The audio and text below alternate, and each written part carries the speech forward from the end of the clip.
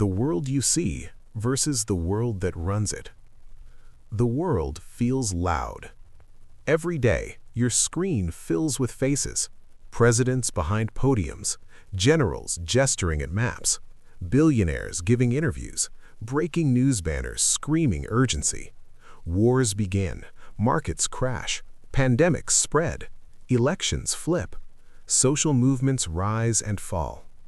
And yet, something feels off. Decisions that reshape millions of lives often appear sudden, inevitable, and strangely coordinated. Policies that nobody voted for become necessary. Narratives change overnight, as if someone flipped a switch. Enemies are chosen, heroes are manufactured. Fear is distributed with surgical precision. You are told this is how history works. But history, real history, has never been driven by crowds or speeches alone. Behind every visible event lies an invisible architecture, a design, a framework of power that does not campaign, does not give interviews, and does not answer to voters. This is not a story about conspiracy fantasies or cartoon villains in dark rooms. This is a story about systems, about networks, about people who never need to be famous to rule. Because true power doesn't need recognition. It needs control. The first illusion. The leaders you see are in charge. From childhood, we're trained to believe in a simple hierarchy. At the top, presidents, prime ministers, kings, and CEOs. Below them, governments, corporations, institutions. At the bottom, everyone else. It feels intuitive. After all, these are the faces on the news. These are the names in history books. But here's the uncomfortable truth. Most visible leaders are operators, not architects. They manage systems they did not design. They inherit frameworks they cannot dismantle. They are rewarded when they comply and replaced when they resist. History is full of leaders who tried to step outside invisible boundaries. They didn't last long. Some were removed quietly. Some were discredited. Some were assassinated. Some simply vanished from relevance. The pattern is consistent enough that it should disturb you. Power does not like unpredictability. The second illusion. Power is centralized. We imagine power as a throne. One person sits at the top issuing commands. But real power does not function like that. Real power behaves like a network, not a pyramid.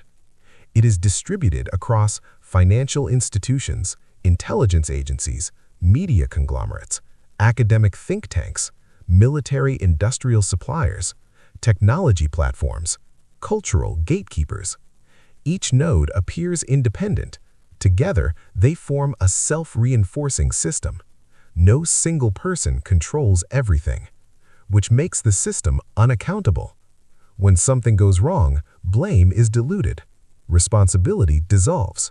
Truth becomes fragmented. And the architects remain unseen. The architects don't rule countries, they shape options.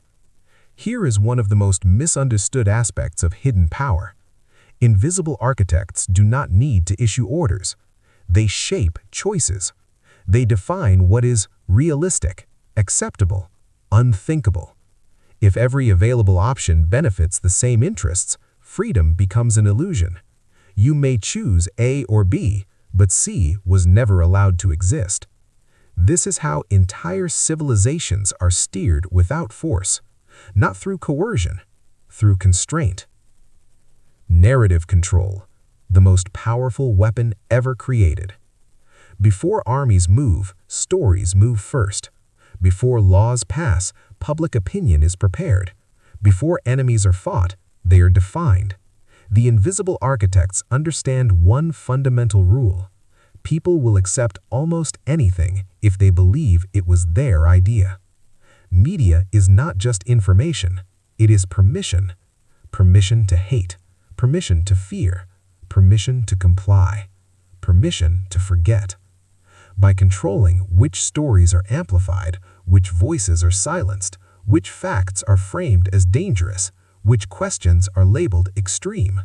Power becomes invisible because you never see the hand that moves you. The psychology of compliance. The architects don't need violence when they can manufacture belief. They study human psychology obsessively. They know fear shortens attention spans. Moral outrage overrides logic. Identity overrides truth. Exhaustion breeds obedience. So crises never stop. There is always a new emergency, always a new threat, always a new enemy. Not because chaos benefits humanity, but because calm people ask dangerous questions. Why you feel powerless, and why that's on design. You are told nothing can be done. That's just how the world works. You're not qualified to understand. This is not accidental. Hopelessness is a political technology. When people believe resistance is pointless, control becomes effortless. The invisible architects don't fear rebellion, they fear clarity.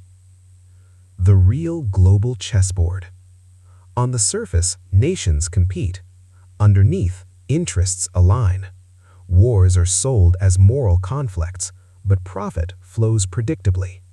Crashes are described as failures, but wealth concentrates upward. Technologies are framed as convenience, but surveillance expands silently. Every major global shift follows the same pattern. A crisis emerges. Fear is amplified. Emergency measures are normalized. Power becomes more centralized. Accountability decreases, and the public adapts. Every time. Why you've never been taught this? Because education itself is filtered. You are taught dates, not dynamics, names, not systems, outcomes, not incentives. You memorize history. You are not taught how power reproduces itself. Because a population that understands systems is far harder to manipulate than one that remembers facts. The invisible contract. Whether you agreed or not, you were born into a contract. You trade awareness for comfort. You trade questions for stability. You trade autonomy for safety. Most people never realize a contract exists, and those who do are often labeled cynical, paranoid, dangerous.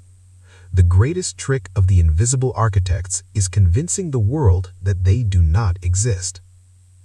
A quiet realization. At some point, everyone feels it. A moment where the official explanation no longer satisfies, where coincidence feels too consistent, where patterns become impossible to ignore. That moment is uncomfortable, because once you see the architecture, you cannot unsee it. And awareness changes everything. What comes next? This story is not about fear, it is about vision. Because understanding hidden power is the first step towards reclaiming agency. In the next part, we will expose the institutions that outlive governments, the money flows that ignore borders, the quiet alliances between rivals, the philosophies that justify control, and most importantly, why the architects are more vulnerable than they appear. The money that never sleeps. Power has many disguises. Sometimes it wears a uniform. Sometimes it wears a suit. But most often, it wears numbers. Quiet. Abstract. Invisible. Money is the bloodstream of the modern world, and like blood, it rarely draws attention unless it stops flowing or floods the system entirely. If you want to understand the invisible architects, you must stop asking who rules and start asking who funds. Because governments change. Ideologies rise and fall. But money networks endure. The myth of national economies. You are taught that countries have economies. American economy, Chinese economy, European economy. This framing is comforting and deeply misleading. In reality, The world operates on transnational financial ecosystems that do not respect borders, flags, or elections. Corporations move capital faster than laws can follow. Banks operate across jurisdictions. Investment firms own competing companies in rival nations. When politicians argue on television, their donors often sit on the same boards. Conflict at the surface, coordination underneath. The quiet immortals. There is a class of institutions that almost never dies. Empires collapse. Currencies change. Presidents come and go. But certain financial entities survive wars, revolutions, and collapses with remarkable consistency. Why? Because they are not ideological. They are adaptive. They do not care who governs as long as debt flows, contracts are honored, and stability returns quickly enough for profit extraction. They fund both sides. They hedge against outcomes. They never gamble emotionally. And they have time. Debt, the most effective weapon ever invented. Conquest used to require armies. Now it requires loans. Debt does not look violent. It does not announce itself as domination. It arrives dressed as help, aid, and development. But debt creates obligation. And obligation creates control. Once a nation becomes structurally dependent on external financing, its sovereignty becomes conditional. Budgets must be approved. Policies must align. Reforms must be implemented. And if resistance emerges, markets react. Currencies collapse. Investment disappears. No invasion required. Why crises always end the same way? Every major economic crisis follows a familiar script. Risk is privatized during growth. Losses are socialized during collapse. Power concentrates upward. Rules change to prevent challenge, not failure. The public is told the system broke. It didn't. It functioned exactly as designed. Crises are not bugs. They are rebalancing events. The illusion of opposition. You see political parties fight. You see ideologies clash. You see fierce debates. But behind the scenes, many of the same financial backers support opposing sides. Why? Because conflict creates volatility. Volatility creates opportunity. As long as property rights remain intact, financial systems remain open, enforcement mechanisms remain strong, the color of the flag barely matters. This is why radical change is always moderated, why revolutionary language fades after elections, why promises quietly expire. The system absorbs resistance, then neutralizes it. Think tanks. Factories of common sense. Ideas don't spread randomly. They are cultivated. Think tanks exist to pre-package policies as inevitabilities. They produce white papers, expert opinions, policy frameworks, media-ready talking points. By the time the public hears an idea, it is already passed through layers of financial approval. This creates the illusion of consensus. When everyone from journalists to professors repeats the same conclusions, dissent feels irrational, even dangerous. This is not censorship. It is pre-selection. The academic filter. Universities are not neutral spaces. They depend on grants. They depend on donors. They depend on partnerships. Research that aligns with powerful interests is funded. Research that challenges them struggles to survive. Over time, entire fields drift. Not because of conspiracy, because of incentives. Students are trained within acceptable frameworks. Critical boundaries are quietly enforced. certain questions stop being asked. And the next generation of experts inherits those limits. Technology. The new leash. Technology promised freedom, connection, information, empowerment. Instead, it delivered precision control. Algorithms decide what you see. Platforms decide what spreads. Data profiles predict behavior better than you understand yourself. Control no longer requires force. It requires feedback loops. Reward certain behaviors. Suppress others. Nudge constantly. The cage is invisible and personalized. Why surveillance is sold as safety. Surveillance is framed as protection. Against crime. Against terrorism. Against misinformation. But surveillance always outlives the threat used to justify it. Once built, it never shrinks.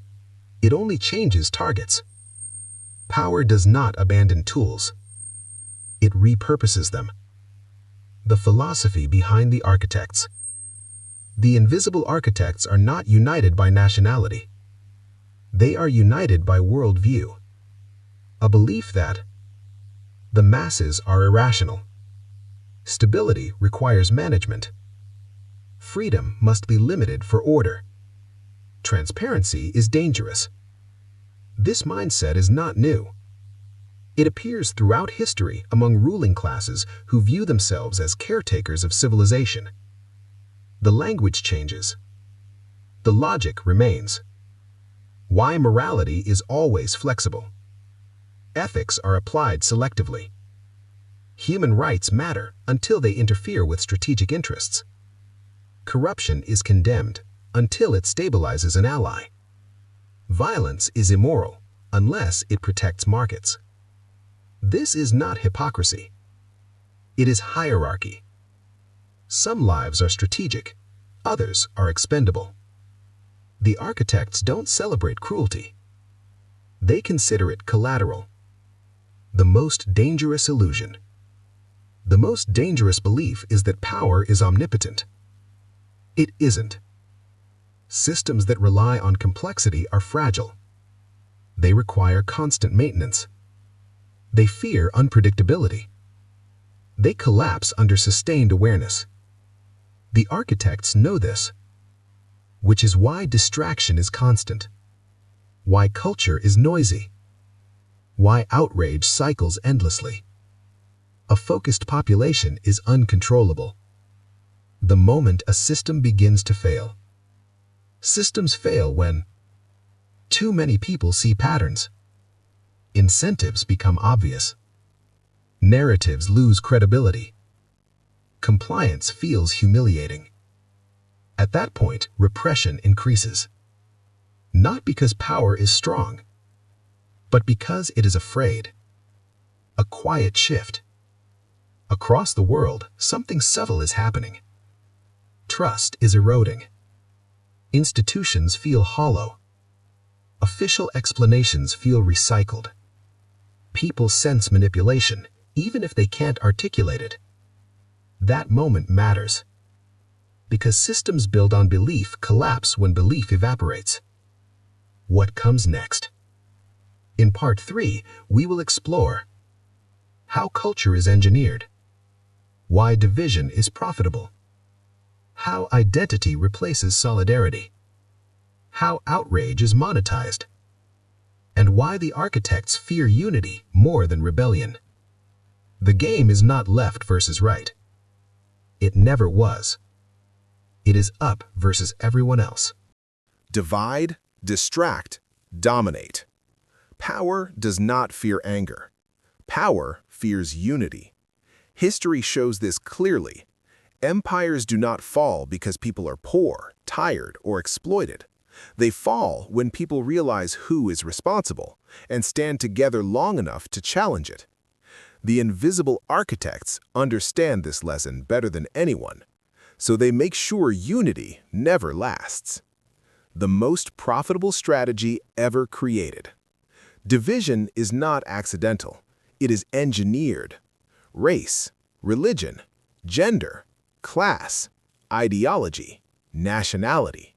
These identities existed long before modern power structures, but they were not always weaponized at this scale. Today, they are refined tools.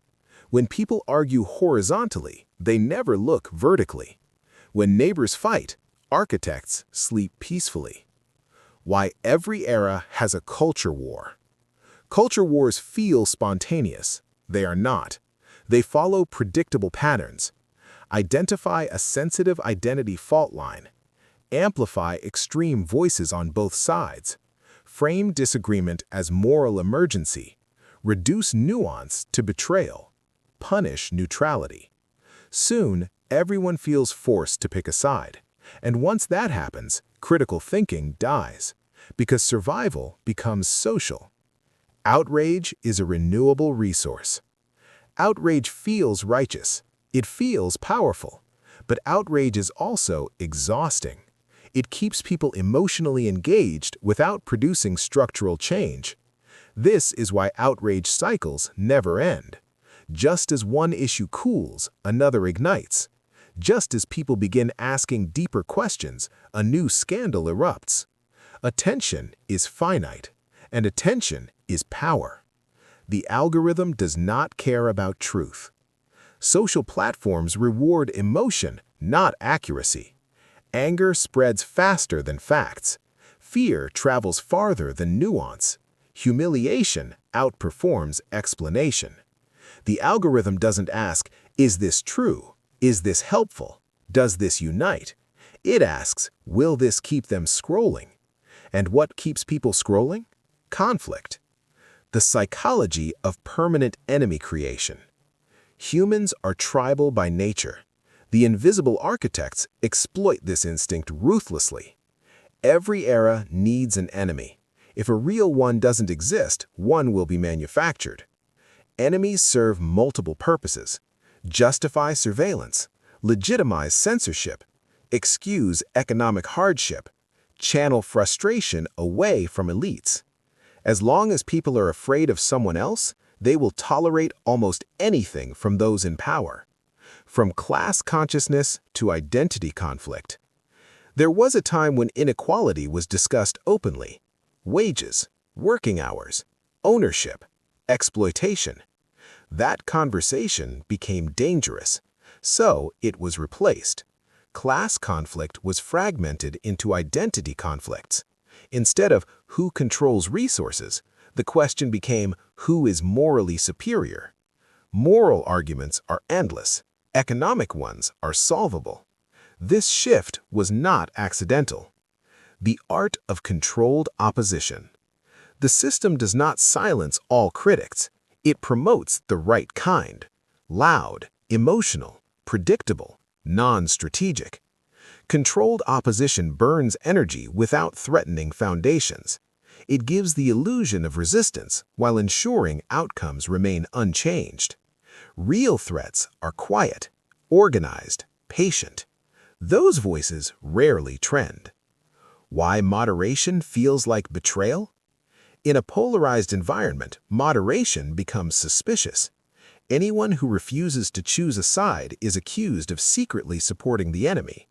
This is intentional, because moderation invites dialogue. Dialogue invites understanding. Understanding invites cooperation, and cooperation terrifies architects. The psychological cost of constant conflict. Living in permanent conflict reshapes the mind. People become hyperreactive, distrustful, emotionally exhausted, easily manipulated. Decision-making degrades. Long-term thinking disappears. Fear becomes default. A population in this state cannot organize. It can only react. The role of media as emotional amplifier. Modern media is not designed to inform. It is designed to stimulate. Calm analysis doesn't trend. Context doesn't convert. Complexity doesn't sell. So, reality is compressed into slogans. Narratives become binary. Heroes and villains replace humans. Stories end before solutions begin. This keeps people emotionally invested, but intellectually starved. Why every issue feels urgent? Urgency disables reflection. When everything is an emergency, nothing can be examined deeply. Permanent urgency ensures no time to investigate, no time to organize, no time to question premises. People live in reaction mode, exactly where architects want them. Social shaming as a control tool. Public shaming replaces debate. Instead of, is this argument correct? The question becomes, is this person acceptable? This shifts power away from ideas and towards mobs. Fear of social punishment becomes stronger than commitment to truth, and self-censorship spreads faster than censorship ever could. The false comfort of belonging. Belonging feels good, it feels safe, but belonging to rigid ideological tribes comes with a price. You stop questioning, you stop listening, you stop evolving. Your identity becomes tied to a narrative, and narratives hate facts that don't fit. The loneliest people in history. Despite constant connectivity, people are lonelier than ever. Why? Because connection has been replaced with alignment. People don't ask, how are you thinking? They ask, are you one of us? Disagreement becomes exile. Why unity is always delegitimized. Any movement that transcends identity lines is immediately attacked. It will be labeled extremist, naive, dangerous, foreign-influenced. Unity threatens profit models. Unity threatens control. Unity threatens narratives. So, unity must be smeared before it spreads. The biggest lie about freedom. You were told freedom means choosing between options, left or right, red or blue, this side or that side. But real freedom means questioning why those are the only options. The architects do not fear disagreement, they fear imagination. The moment people wake up. Awakening doesn't look like revolution. It looks like disengaging from outrage, asking uncomfortable questions, listening across divides, refusing emotional manipulation. It is quiet, it is slow, it is irreversible, and it spreads. What the architects fear most. They do not fear protests, they do not fear slogans, they do not fear online rage. They fear cross-group solidarity, economic literacy, media skepticism, psychological independence, because those things cannot be controlled with force. The shift already underway. People are beginning to notice patterns. Why crises repeat? Why solutions never arrive? Why blame always points sideways? This awareness is fragile, but growing. And once people stop playing the game changes. What comes next? In Part 4, we will explore the role of fear as governance, how crises are leveraged, why emergency powers never expire, how obedience is normalized, and how safety becomes the ultimate justification. This is where control becomes absolute. Fear as governance. Power does not need to be loved. It only needs to be feared just enough. Not terror. Terror creates resistance. The kind of fear the invisible architects use is quieter, softer, persistent, a background hum of anxiety that never fully shuts off. The most effective form of control. Fear works best when it feels reasonable. When people believe their fear is logical, justified, and unavoidable, they will police themselves. No soldiers required, no chains visible. Just compliance disguised as responsibility. Why crises never end.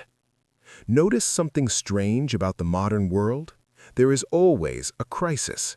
If one fades, another appears.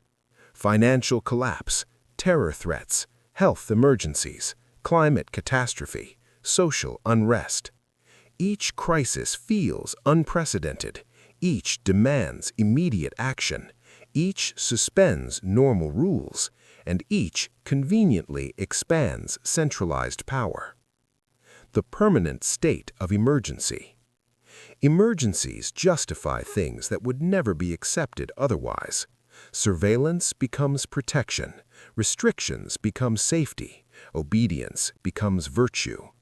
Temporary measures quietly become permanent structures, and once installed, they are never fully removed, because fear doesn't like letting go. How fear short-circuits the brain. Fear shuts down long-term thinking. Neurologically, the brain shifts from reasoning to survival mode. This makes people more obedient, more reactive, less critical, more tribal. Fear doesn't just change opinions, it changes how people think. Why people defend their own control. Here is the paradox. People often defend the very systems that limit them. Why? Because fear convinces them those systems are protecting them from something worse. The idea of removing control feels more dangerous than control itself. Security theater versus real safety. Many measures are symbolic rather than effective.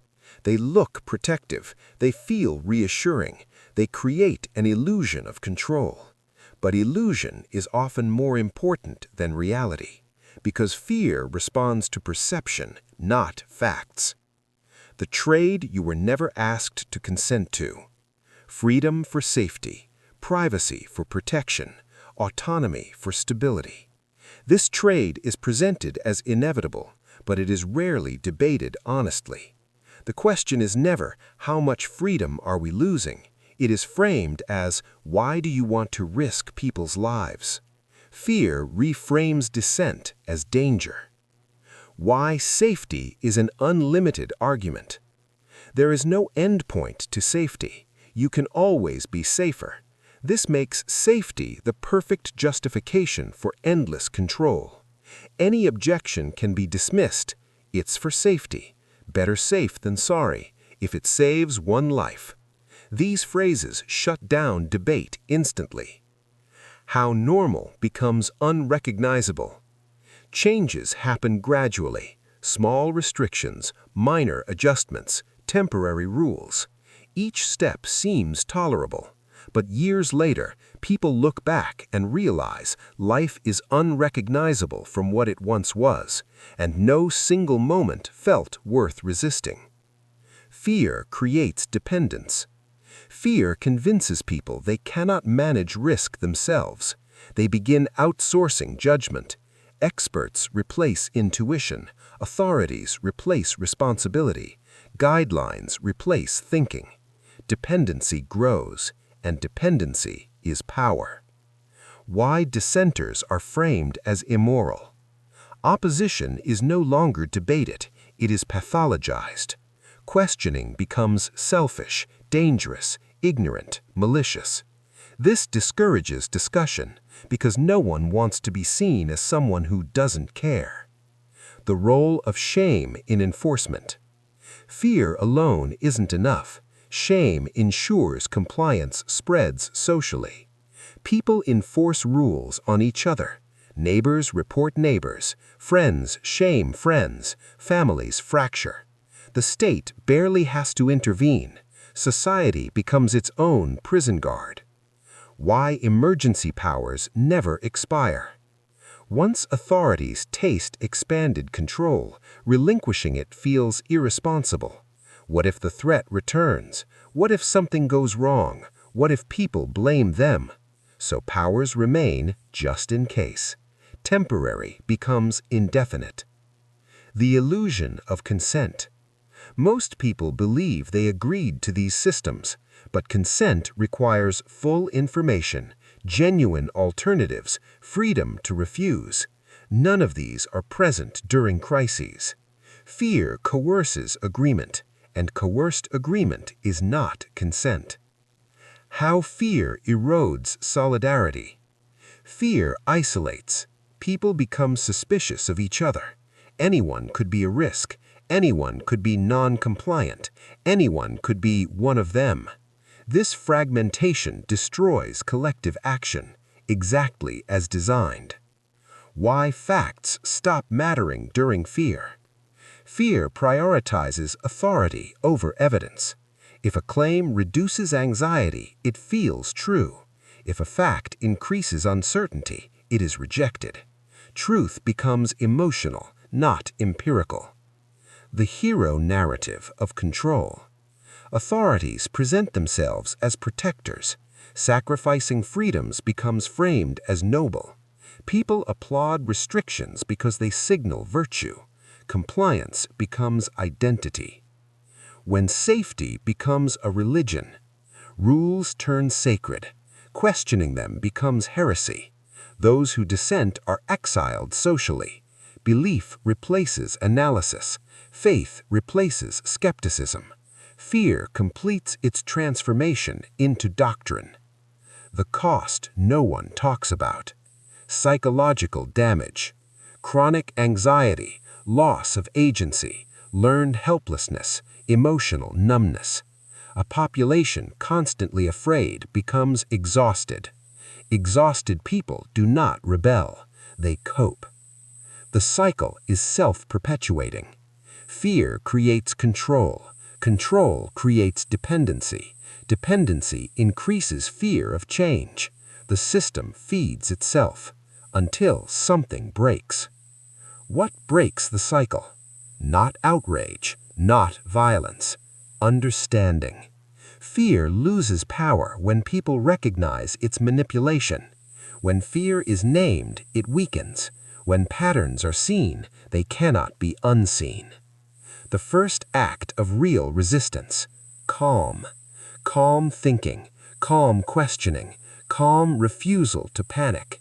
Fear cannot survive sustained calm. What comes next?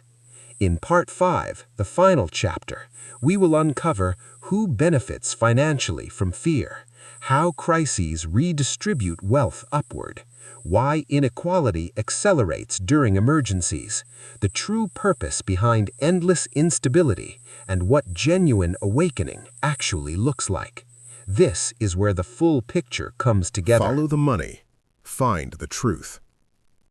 Every system eventually reveals itself by one thing: who profits when chaos spreads. Fear is not just a psychological weapon. It is an economic engine. And once you see how fear moves money, power becomes obvious. Why crises always enrich the same people. History shows a disturbing pattern. During every major crisis, the wealthy get wealthier. The powerful consolidate more power. The middle class shrinks. Small players disappear. This is not coincidence. It is design. Crisis as a business model. Instability creates opportunity, but not for everyone. When fear rises, markets panic. Assets collapse. Businesses fail. Individuals sell at losses. Those with liquidity and insider access buy everything cheap. Then stability returns. Prices rise. Ownership concentrates. The transfer you never see. Crises do not destroy wealth. They transfer it. From workers to corporations, small businesses to conglomerates, citizens to financial institutions. The pie stays the same. The slices change hands. Why emergencies favor monopolies. Small businesses operate on thin margins. They cannot survive prolonged uncertainty. Large corporations have reserves. Receive bailouts. Influence regulation. Shape narratives. Emergencies eliminate competition faster than any law ever could. The silent role of debt. Debt explodes during crises. Governments borrow to stabilize systems. Citizens borrow to survive. Businesses borrow to stay alive. Debt becomes dependency. And dependency has interest. Who owns the debt? Debt is not abstract. Someone owns it. And debt ownership equals leverage. Entire nations become constrained by repayment schedules, ratings, and market confidence. Policy becomes hostage to creditors. Why austerity always comes later. First comes rescue. Then comes relief. Then comes sacrifice. Cuts to services. Cuts to benefits.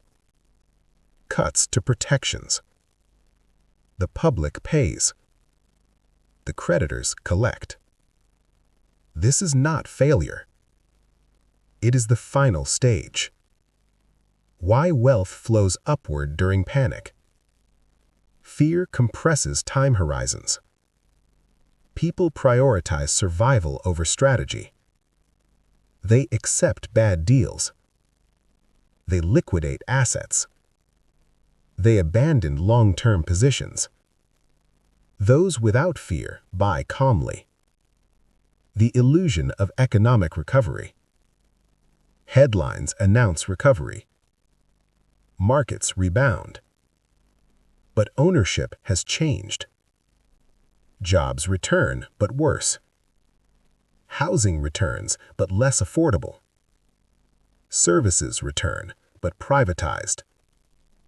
Recovery for the system, not for the people. Why inequality is a feature, not a bug. Extreme inequality increases control. A financially insecure population avoids risk, fears dissent, clings to stability, accepts authority. Economic stress keeps people manageable. Comfort creates independence. The psychology of scarcity. Scarcity narrows focus. People fight each other instead of systems. Left versus right. Poor versus poorer. Neighbor versus neighbor. While the architecture remains untouched. Why divide and distract works. Economic anxiety keeps people busy. Busy surviving. Busy arguing. Busy blaming. No energy left to question structure. The real function of complexity. Financial systems are intentionally complex. Not to be efficient, but to be opaque. If people cannot understand the system, they cannot challenge it. Confusion is armor. Why transparency is always promised and never delivered. Transparency sounds threatening to power. But promises of transparency calm people. Endless reports. Endless committees. Endless reviews. Action is delayed indefinitely. The myth of the bad actor. We are told problems come from corruption, incompetence, and greed. But removing individuals changes nothing, because the system rewards the behavior. The invisible architects design incentives, not personalities. Why reform never goes far enough. Reforms tweak edges. They never touch foundations. Because the foundation benefits those who control reform. Real change would collapse the hierarchy. So it is never allowed. The greatest lie about power. Power pretends to be chaotic, unplanned, reactive, messy. But chaos is curated. Patterns repeat too cleanly. Outcomes benefit the same groups. Mistakes always favor power. what real awareness looks like. Awareness is not rage. It is clarity.